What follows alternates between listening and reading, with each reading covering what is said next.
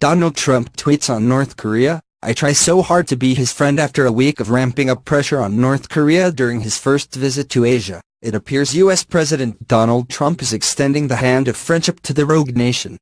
Mr. Trump, who was in the last few days of his visit to the region, took to Twitter to air his frustration over allegedly being called old by North Korean leader Kim Jong-un.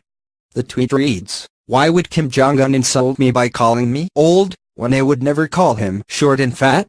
Oh well, I try so hard to be his friend, and maybe someday that will happen." The tweet quickly caused a stir, and within its first hour, amassed more than 41,000 retweets and 34,000 responses. He was likely referring to comments made on state media from North Korea's Ministry of Foreign Affairs. The ministry was specifically commenting on Mr. Trump's visit to the region and labeled him an old lunatic and a warmonger.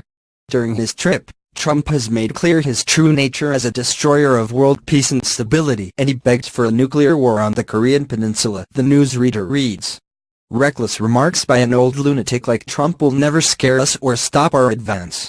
In a joint press conference with the Vietnamese president in Hanoi, Mr. Trump said that friendship with Kim Jong-un was a possibility, saying, "Strange things happen in life, and it would be good for North Korea and the world." The comments are in stark contrast to those made by Mr. Trump in the past week. Mr. Trump told Japan it could shoot North Korean missiles out of the sky with US-made technology, and praised South Korea while telling the North, "Do not try us." Before this, in a speech to the United Nations, Mr. Trump labeled Kim Jong-un a rocket man on a suicide mission and vowed to totally destroy North Korea unless it backed down from its weapons program. This morning, Mr. Trump said China was increasing its sanctions against North Korea. He also said he was happy to take Russian President Vladimir Putin's word that the country did not meddle in last year's election. He says he didn't meddle. "I asked him again. You can only ask so many times," Mr. Trump said.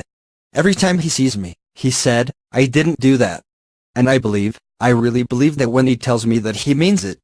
Mr. Trump's trip to the region will conclude with 2 days in the Philippines, where he is expected to hold meetings with President Rodrigo Duterte.